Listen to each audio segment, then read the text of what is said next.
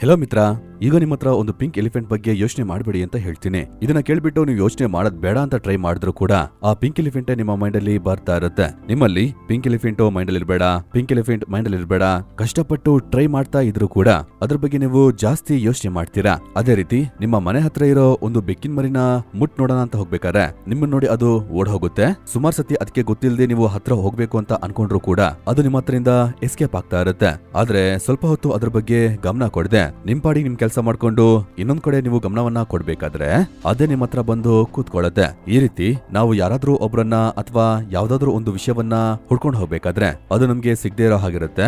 ಆದ್ರೆ ಅದನ್ನ ಬಿಟ್ಬಿಟ್ಟು ಸುಮ್ನೆ ಕೂರ್ಬೇಕಾದ್ರೆ ಅದೇ ನಮ್ಮ ಹತ್ರ ಬರುತ್ತೆ. ಈ ವಿಷಯವನ್ನೇ ಆಲನ್ ವಾಟ್ಸ್ ಬಂದು ದ ಬ್ಯಾಕ್ವರ್ಡ್ಸ್ ಲಾ ಅಥವಾ the law of reversed effort ಅಂತ ಹೇಳ್ತಾರೆ. ನಮ್ ಜೀವನದಲ್ಲಿ ಸುಮಾರು ವಿಷಯವನ್ನ ಮಾಡೋದಕ್ಕೆ ನಾವು ಕಷ್ಟಪಟ್ಟು ಎಫರ್ಟ್ ಅನ್ನ ಹಾಕ್ಬೇಕು. ಅದಕ್ಕೋಸ್ಕರ ಆದಷ್ಟು ಶ್ರಮವನ್ನ ಹಾಕ್ಬೇಕಾದ್ರೂ ಕೆಲವು ವಿಷಯದಲ್ಲಿ ಓವರ್ ಆಗಿ ಟ್ರೈ ಮಾಡೋದು ಅನ್ನೋದು ನಮ್ಗೆ ಪ್ರಾಬ್ಲಮ್ ನ ಸೃಷ್ಟಿ ಮಾಡೋದಕ್ಕೆ ಸುಮಾರು ಚಾನ್ಸಸ್ ಇದೆ. ನಾವು ಎಷ್ಟರ ಮಟ್ಟಿಗೆ ಜಾಸ್ತಿ ಮಾಡ್ತೀವೋ ಅಷ್ಟರ ಮಟ್ಟಿಗೆ ಪರಿಸ್ಥಿತಿ ಹದಗೆಡುತ್ತೆ. ಇದಕ್ಕೊಂದು ಎಕ್ಸಾಂಪಲ್ ಕೊಡಬೇಕು ಅಂದ್ರೆ ಅಮೆರಿಕದ ನೇವಿ ಸೀಲ್ ಮಿಲಿಟರಿ ಟ್ರೈನಿಂಗ್ ಅಲ್ಲಿ ಒಂದು ಟ್ರೈನಿಂಗ್ ಎಕ್ಸರ್ಸೈಸ್ ಇದೆ. ಅದರ ಹೆಸರು ಡ್ರೋನ್ ಪ್ರೂಫಿಂಗ್. ಈ ಟ್ರೈನಿಂಗ್ ಅಲ್ಲಿ ಕೆಡೆಟ್ಸ್ ನ ಕೈಯನ್ನ ಹಿಂದ್ಗಡೆ ಕಟ್ ಹಾಕ್ತಾರೆ.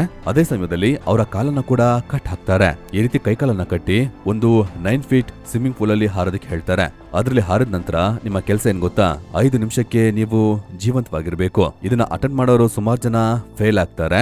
ಆದ್ರೆ ಸಕ್ಸಸ್ಫುಲ್ ಆಗಿ 5 ನಿಮಿಷ ಸರ್ವೈವ್ ಆಗಿದ್ದವರು ಕಷ್ಟಪಟ್ಟು ಮೀನ್ ರೀತಿ ಸ್ವಿಮ್ಮಿಂಗ್ ಮಾಡಿ ಮೇಲ್ ಬರ್ಬೇಕು ಅಂತ ಅವ್ರು ಅನ್ಕೊಳಲ್ಲ. ಯಾಕಂದ್ರೆ ಎಷ್ಟರ ಮಟ್ಟಿಗೆ ಅವರು ಈ ರೀತಿ ಟ್ರೈ ಮಾಡ್ತಾರೋ ಅಷ್ಟೋ ತನಕ ಅವರು ನೀರಲ್ಲೇ ಇರ್ತಾರೆ. ವಾಟರ್ ನ ಸರ್ಫೇಸ್ ಗೆ ಬರೋದಕ್ಕೆ ಅವರು ಕಷ್ಟ ಪಡ್ತಾರೆ. ಜಾಸ್ತಿ ಹೆದರ್ಕೊಂಡು ಮೀನ್ ರೀತಿ ಅವರು ಈಜೋದಕ್ಕೆ ಟ್ರೈ ಮಾಡಿದ್ರೆ ಬೇಗ ಟಯರ್ಡ್ ಆಗ್ತಾರೆ. ಅವರ ಎನರ್ಜಿ ವೇಸ್ಟ್ ಆಗುತ್ತೆ.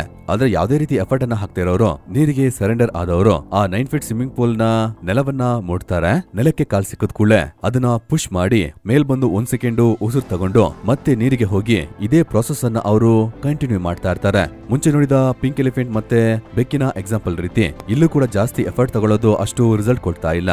ಇನ್ಫ್ಯಾಕ್ಟ್ ಈಜೆ ಬಂದಿಲ್ಲ ಅಂದ್ರೂ ಕೂಡ ಸಿಂಪಲ್ ಆಗಿ ಏನೂ ಮಾಡ್ದೆ ಜಸ್ಟ್ ಕೆಲವು ಮೈನರ್ ಆಕ್ಟಿವಿಟಿನ ಕರೆಕ್ಟ್ ಆಗಿ ಮಾಡೋದ್ರಿಂದ ನಿಮ್ಮ ಸರ್ವೈವಲ್ ಚಾನ್ಸು ಇಲ್ಲಿ ಜಾಸ್ತಿ ಆಗಿದೆ.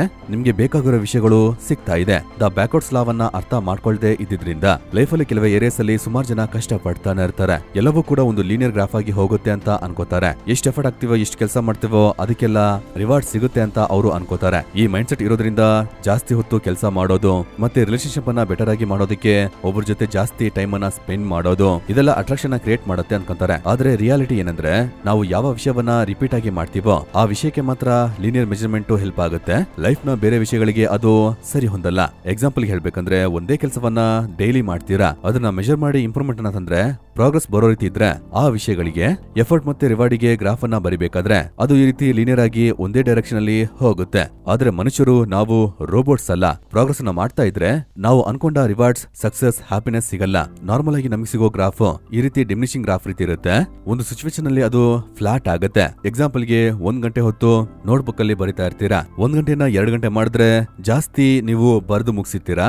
2 ದಿನವಾಗಿ ಕನ್ವರ್ಟ್ ಮಾಡಿದ್ರು ಕೂಡ ಸುಮಾರು ಪೇಜಸ್ ಕಂಪ್ಲೀಟ್ ಆಗಿರುತ್ತೆ. ಕಂಟಿನ್ಯೂಸ್ ಆಗಿ 10 ಗಂಟೆ ನೀವು ಬರಿತಾ ಇದ್ರೆ ಅದು ಹೇಗಿರುತ್ತೆ? ಫಿಸಿಕಲ್ ಆಗಿ ನಿಮ್ಮಿಂದ ಬರೆಯಕ್ ಆದ್ರೂ ಕೂಡ ಮುಂಚೆ ಇರೋ ಹಾಗೆ ಬೆಟರ್ ಆದ ಪರ್ಫಾರ್ಮೆನ್ಸ್ ನಿಮ್ಮಿಂದ ಕೊಡಕ್ಕಾಗಲ್ಲ. ಟಯರ್ಡ್ ಆಗುತ್ತೆ, ಬೇಜಾರಾಗುತ್ತೆ.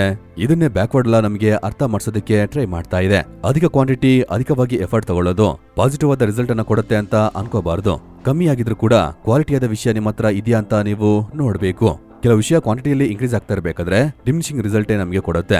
ಎಕ್ಸಾಂಪಲ್ ಗೆ ನಿಮ್ಗೆ ಬಿರಿಯಾನಿ ಅಂದ್ರೆ ತುಂಬಾ ಇಷ್ಟ ಅಂದ್ರೆ ಅದು ವಾರಕ್ಕೆ 1 ಸತಿ 2 ಸತಿ ತಿಂದ್ರೆ ನಿಮ್ಗೆ ತುಂಬಾ ಟೇಸ್ಟಿ ಅಂತ ಅನ್ಸುತ್ತೆ. ವಾರಕ್ಕೆ 7 ದಿನ 3 ಹೊತ್ತು ಬಿರಿಯಾನಿ ತಿಂತಾ ಇದ್ರೆ ನಿಮ್ಗೆ ಇಷ್ಟಾದ ಫುಡ್ ಕೂಡ ಇಷ್ಟ ಆಗದೆ ಹೋಗಬಹುದು. ರಿಲ್ಯಾಕ್ಸೇಷನ್ ಗೆ ಟ್ರಾವೆಲ್ ಮಾಡಿದ್ರೆ ಆ ಎಕ್ಸ್ಪೀರಿಯನ್ಸ್ ತುಂಬಾ ಚೆನ್ನಾಗಿರುತ್ತೆ.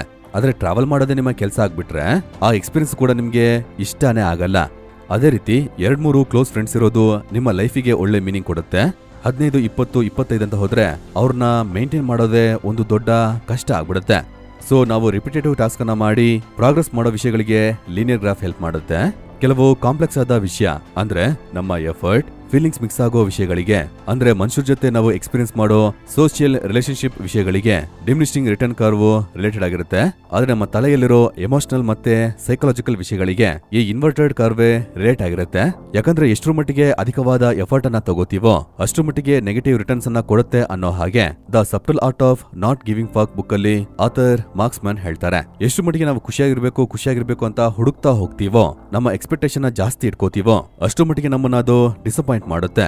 ಎಷ್ಟು ಮಟ್ಟಿಗೆ ಬೇರೆಯವರಿಗೆ ನಾವು ಇಷ್ಟ ಆಗ್ಬೇಕು ಅಂತ ಅನ್ಕೋತೀವೋ ಅಷ್ಟರ ಮಟ್ಟಿಗೆ ಓವರ್ ಆಗಿ ಟ್ರೈ ಮಾಡ್ತಾ ಇದೀವಿ ಅಂತ ಗೊತ್ತಾಗಿ ತುಂಬಾ ನೀಡಿ ಡೆಸ್ಪರೇಟ್ ಆಗಿ ಕಾಣ್ತೀವಿ. ಇದರಿಂದ ಸುಮಾರು ಜನ ನಮ್ಮನ್ನ ಅವಾಯ್ಡ್ ಮಾಡ್ತಾರೆ. ಇದರಿಂದ ಏನ್ ಗೊತ್ತಾಗತ್ತೆ, ಒಂದು ವಿಷಯವನ್ನ ಅಟೆಂಡ್ ಮಾಡಿ ಟ್ರೈ ಮಾಡಿದ್ರೆ ಸಕ್ಸಸ್ ಆಗ್ಬೇಕು ಅಂತ ಅನ್ಕೊಂಡ್ರೆ ಇಲ್ಲ ಕೆಲವು ಎಕ್ಸ್ಪೆಕ್ಟೇಷನ್ ನ ಇಟ್ಕೊಂಡಿದ್ರೆ ಪಾಸಿಟಿವ್ ಆಗಿರಿ, ಪ್ರೊಆಕ್ಟಿವ್ ಆಗಿರಿ, ಮಾಡೋ ಕೆಲಸವನ್ನ ಎಕ್ಸಿಕ್ಯೂಷನ್ ಪಾರ್ಟ್ ಅಲ್ಲಿ ಮಾಡ್ತಾ ಇರಿ. ನೀವು ಅನ್ಕೊಂಡ ರಿಸಲ್ಟ್ ಬರ್ಬೇಕು ಅಂತ ಫೋರ್ಸ್ ಮಾಡಿ ಅದನ್ನ ಬರೋ ಹಾಗೆ ಮಾಡ್ಕೋಬೇಡಿ. ಅದು ನಿಮ್ಗೆ ಒಳ್ಳೇದಕ್ಕಿಂತ ಕೆಟ್ಟದೆ. ಒಂದು ಪಾಸಿಟಿವ್ ಎಕ್ಸ್ಪೀರಿಯನ್ಸ್ ಗೆ ನೀವು ಆಸೆ ಪಟ್ರೆ ಅದೇ ಒಂದು ನೆಗೆಟಿವ್ ಎಕ್ಸ್ಪೀರಿಯನ್ಸ್ ಅನ್ನ ಫೀಲ್ ಮಾಡ್ತಾ ಇದ್ರೆ ಅಂತ ಒಪ್ಕೊಂಡ್ರೆ ಅದೇ ಒಂದು ಪಾಸಿಟಿವ್ ಎಕ್ಸ್ಪೀರಿಯನ್ಸ್ ಅಂತ ಮಾರ್ಕ್ ಮ್ಯಾನ್ಸನ್ ಹೇಳ್ತಾರೆ. ಒಬ್ಬ ಮನುಷ್ಯನಾಗಿ ನಮ್ಮಲ್ಲಿರೋ ಸೈಕಾಲಜಿಕಲ್ ಫೀಲಿಂಗ್ಸ್ ಅಂದ್ರೆ ಸಂತೋಷವಾಗಿರೋದು, ಸ್ಯಾಟಿಸ್ಫೈಡ್ ಆಗಿರೋದು, ಸೆಕ್ಯೂರ್ಡ್ ಆಗಿ ಫೀಲ್ ಮಾಡೋದು, ನಮ್ಮನ್ನ ಎಲ್ರಿಗೂ ಇಷ್ಟ ಆಗ್ಬೇಕು ಅಂತ ಅನ್ಕೊಳ್ಳೋದು, ಇದೆಲ್ಲವೂ ಆ ಡ್ರೋನ್ ಪ್ರೂಫಿಂಗ್ ನ ಎಕ್ಸ್ಪೆರಿಮೆಂಟ್ ಅಲ್ಲಿ ನೋಡಿದ ಹಾಗೆ ಕೈಕಾಲನ್ನ ಕಟ್ಟಿ ನೀರಲ್ಲಿ ಹಾಕದ್ ಕೂಡಲೇ ನಾವು ಓವರ್ ಆಗಿ ಸ್ವಿಮ್ ಮಾಡೋ ವಿಷಯನೇ ಅಂದ್ರೆ ಫೋರ್ಸ್ಫುಲ್ ಆಗಿ ಈ ವಿಷಯ ಎಲ್ಲ ನಡಿಬೇಕು ಅಂತ ಅನ್ಕೊಳ್ಳೋದೆ ನಮ್ಮನ್ನ ಬೇಗ ಟಯರ್ಡ್ ಮಾಡಿ ಮುಳುಗಿಸ್ಬಿಡುತ್ತೆ. ಆದ್ರೆ ರಿಲ್ಯಾಕ್ಸ್ಡ್ ಆಗಿ ಸಿಚುವೇಶನ್ ಅರ್ಥ ಮಾಡ್ಕೊಂಡು ಬೇಜಾರಾಗಿದ್ದೀರಾ, ಬೇಜಾರಾಗುತ್ತೆ, ಅದನ್ನ ಅಕ್ಸೆಪ್ಟ್ ಮಾಡ್ಕೋತೀನಿ. ಸ್ವಲ್ಪ ಹೊತ್ತಾದ್ಮೇಲೆ ಸಿಚುವೇಶನ್ ತಾನಾಗೆ ಚೇಂಜ್ ಆಗುತ್ತೆ. ಹೀಗೆ ನೀವು ಏನೂ ಮಾಡದೆ ಹಾಗೆ ಬಿಟ್ರೇನೆ ಅದು ನಮ್ಗೆ ಅಷ್ಟು ಪ್ರಾಬ್ಲಮ್ ಅನ್ನ ಕ್ರಿಯೇಟ್ ಮಾಡಲ್ಲ. ನೀವು ಬೇಜಾರಾಗಿ ಇರ್ಬೇಕಾದ್ರೆ ವಾಂಟೆಡ್ ಆಗಿ ಸಂತೋಷವಾಗಿರ್ತೀನಿ ಅಂತ ಫೋರ್ಸ್ ಮಾಡಿ ಸಂತೋಷವಾಗಿರೋದಕ್ಕೆ ಟ್ರೈ ಮಾಡಿದ್ರೆ ಅದು ಇನ್ನಷ್ಟು ನಿಮ್ಗೆ ಬೇಜಾರನ್ನ ಕೊಡುತ್ತೆ. ಸೊ ಗೋಲ್ಸ್ ಅನ್ನ ಚೇಸ್ ಮಾಡೋದು ಬೇರೆ, ಫೀಲಿಂಗ್ಸ್ ಅನ್ನ ಚೇಸ್ ಮಾಡೋದು ಬೇರೆ ಅಂತ ಅರ್ಥ ಮಾಡ್ಕೊಳ್ಳಿ. ನಿಮ್ಮ ಗೋಲ್ ಲಿಸ್ಟ್ ಅಲ್ಲಿ ಎಲ್ಲವನ್ನ ಅಚೀವ್ ಮಾಡಿದ್ರು ಕೂಡ ನೀವು ಹ್ಯಾಪಿಯಾಗಿರ್ತೀರಾ ಅಂತ ಹೇಳಕ್ಕಾಗಲ್ಲ. ಆದ್ರೆ ಅದೇ ಸಮಯದಲ್ಲಿ ಸಣ್ಣ ಸಣ್ಣ ವಿಕ್ಟರಿ ಕೂಡ ನಿಮ್ಗೆ ದೊಡ್ಡ ಸಂತೋಷವನ್ನ ಕೊಡಲ್ಲ ಅಂತ ನೀವು ಹೇಳಕ್ಕಾಗಲ್ಲ. ಆದ್ರಿಂದ ಸಮ್ಟೈಮ್ಸ್ ಎಕ್ಸಾಮ್ಸ್ ಅಲ್ಲಿ ಸ್ಟೇಟ್ ರ್ಯಾಂಕ್ ಅನ್ನ ಮಿಸ್ ಮಾಡಿದವರು ಬೇಜಾರಲ್ಲಿ ಇರ್ತಾರೆ. ಆದ್ರೆ ಫೇಲ್ ಆಗ್ತೀನಿ ಅಂತ ಅನ್ಕೊಂಡವರು ಜಸ್ಟ್ ಪಾಸ್ ಆದ್ರೆ ತುಂಬಾ ಸಂತೋಷ ಪಡ್ತಾರೆ. ಒಬ್ಬ ಮನುಷ್ಯನಾಗಿ ಹ್ಯಾಪಿನೆಸ್ ಅನ್ನೋ ಆ ಫೀಲಿಂಗ್ ಅನ್ನ ಹುಡ್ಕೊಂಡು ಹೋಗೋದು ನಮ್ಗೆ ಇನ್ನಷ್ಟು ಬೇಜಾರನ್ನ ಮಾಡುತ್ತೆ ಅಂತ ಅರ್ಥ ಮಾಡ್ಕೊಳ್ಳಿ. ಗೋಲ್ಸ್ ನ ಅಚೀವ್ ಮಾಡೋದು, ಆಕ್ಷನ್ ನ ತಗೊಳ್ಳೋದು, ಹ್ಯಾಪಿನೆಸ್ ಅನ್ನ ಕೂಡ ಅದೇ ಪಾಯಿಂಟ್ ಅಲ್ಲಿ ನೋಡ್ಬೇಡಿ ಅಂತ ಮಾರ್ಕ್ ಮ್ಯಾನ್ಸನ್ ನಮ್ಗೆ ಹೇಳ್ತಾರೆ. ಯಾಕಂದ್ರೆ ಹ್ಯಾಪಿನೆಸ್ ಅನ್ನೋದು ನಿಮ್ಮಲ್ಲಿರೋ ಒಂದು ಫೀಲಿಂಗ್, ಅದೊಂದು ಸ್ಟೇಟ್ ಆಫ್ ಮೈಂಡ್ ಆಗಿ ಇರೋದ್ರಿಂದ ಲಾಜಿಕಲ್ ಆಗಿ ಎಲ್ಲವನ್ನ ಚೇಸ್ ಮಾಡೋ ಹಾಗೆ ನೀವು ಎಫರ್ಟ್ ಅನ್ನ ತಗೊಂಡ್ರೆ ಅದು ನಮ್ಗೆ ಸಿಗುತ್ತೆ ಅಂತ ಅನ್ಕೊಂಡು ಹ್ಯಾಪಿನೆಸ್ ನ ನೀವು ಚೇಸ್ ಮಾಡಿದ್ರೆ ಇಲ್ಲ ಅದಕ್ಕೆ ರಿಲೇಟೆಡ್ ಆಗಿ ಫೀಲಿಂಗ್ಸ್ ಅನ್ನ ನೀವು ಚೇಸ್ ಮಾಡಿದ್ರೆ ಅದು ಒಂದು ನಾಯಿ ತನ್ನ ಬಾಲವನ್ನ ಹಿಡಿಯೋದಕ್ಕೆ ಒಂದೇ ಕಡೆ ಸುತ್ತ ಇರೋ ಹಾಗೆ ಅಂತ ಮಾರ್ಕ್ ಮ್ಯಾನ್ಸನ್ ಹೇಳ್ತಾರೆ. ಸೊ ಕೆಲವು ವಿಷಯಗಳಿಗೆ ಫೋರ್ಸ್ಫುಲ್ ಆಗಿ ಜಾಸ್ತಿ ಟ್ರೈ ಮಾಡೋದಕ್ಕಿಂತ ಡ್ರೋನ್ ಪ್ರೂಫಿಂಗ್ ಎಕ್ಸ್ಪೆರಿಮೆಂಟ್ ಅಲ್ಲಿ ಮಾಡಿದ ಹಾಗೆ ನಮ್ಮನ್ನ ನಾವು ಮುಳುಗೋಕೆ ಬಿಟ್ಬಿಟ್ಟು ಸ್ವಿಮ್ಮಿಂಗ್ ಪೂಲ್ ನ ವಾಟರ್ ಹತ್ರ ನಾವು ಸರೆಂಡರ್ ಆದ್ರೆ ಮತ್ತೆ ಸರ್ಫೇಸ್ಗೆ ಬರೋದಕ್ಕೆ ಅವಕಾಶಗಳನ್ನ ನಾವು ಸೃಷ್ಟಿ ಮಾಡ್ಕೋಬಹುದು. ಅದೇ ರೀತಿ ಫೀಲಿಂಗ್ಸ್ ಮತ್ತೆ ಎಮೋಷನಲ್ ವಿಷಯದಲ್ಲಿ ಇಲ್ಲ ಬೇರೆಯವ್ರ ನಿಮ್ಮ ಬಗ್ಗೆ ಏನೆಲ್ಲ ಅನ್ಕೋತಾರೆ ಅಂತ ಆ ವಿಷಯವನ್ನ ಫೋರ್ಸ್ಫುಲ್ ಆಗಿ ಚೇಂಜ್ ಮಾಡ್ಬೇಕು ಅಂತ ನೀವು ಅನ್ಕೊಂಡ್ರೆ ಅದೇ ನಿಮ್ಗೆ ಡಿಸಪಾಯಿಂಟ್ಮೆಂಟ್ ಮತ್ತೆ ಸಫರಿಂಗ್ ಅನ್ನ ಕೊಡುತ್ತೆ. ಇದನ್ನ ಅರ್ಥ ಮಾಡ್ಕೊಳ್ದಿರೋ ನಮ್ಮ ಮೈಂಡ್ ಹತ್ರ ಪರವಾಗಿಲ್ಲ ಬಿಟ್ಬಿಡು ಅನ್ನೋ ದ ಆರ್ಟ್ ಆಫ್ ಲೆಟಿಂಗ್ ಗೋ ಬಗ್ಗೆ ತಿಳ್ಕೊಂಡ್ರೆ ಒಂದು ಪರ್ಫೆಕ್ಟ್ ಆದ ಹ್ಯಾಪಿಯಾದ ಲೈಫ್ ಅನ್ನ ನೀವು ನಿರೀಕ್ಷೆ ಮಾಡಲ್ಲ. ಲೈಫ್ ಅಂದ್ರೆ ಹೀಗೆ ಇರುತ್ತೆ ಅಂತ ಅಕ್ಸೆಪ್ಟ್ ಮಾಡ್ಕೋತೀರಾ. ನೀವು ಎಕ್ಸ್ಪೀರಿಯನ್ಸ್ ಮಾಡೋ ಒಂದು ಫೀಲಿಂಗ್ ಅನ್ನ ಪ್ರಾಬ್ಲಮ್ ಅಂತ ಅನ್ಕೊಂಡು ಸಾಲ್ವ್ ಮಾಡೋದಕ್ಕಿಂತ ರಿಯಾಲಿಟಿ ಇದೆ ಅಂತ ಒಪ್ಕೊಂಡು ಅದನ್ನ ಎಕ್ಸ್ಪೀರಿಯನ್ಸ್ ಮಾಡೋದಕ್ಕೆ ಸ್ಟಾರ್ಟ್ ಮಾಡಿ. ಯಾಕಂದ್ರೆ ಡೌನ್ ಆಗಿ ಫೀಲ್ ಮಾಡ್ಬೇಕಾದ್ರೆ ಮ್ಯಾನೇಜ್ ಮಾಡೋದಕ್ಕೆ ತಿಳ್ಕೊಂಡ್ರೆ ಜೀವನದಲ್ಲಿ ನಡೆಯೋ ಕೆಲವು ಬೆಸ್ಟ್ ಮೂವ್ಮೆಂಟ್ ಅನ್ನ ನಾವು ಚೆನ್ನಾಗಿ ಎಕ್ಸ್ಪೀರಿಯನ್ಸ್ ಮಾಡಕ್ಕಾಗುತ್ತೆ. ಇದ್ರ ಬಗ್ಗೆ ಡೀಟೇಲ್ ಆಗಿ ತಿಳ್ಕೊಬೇಕಂದ್ರೆ the subtle art of not giving fuck book ಅನ್ನ ಡಿಸ್ಕ್ರಿಪ್ಷನ್ ಬುಕ್ ಇಂದ ನೀವು ತಗೋಬಹುದು.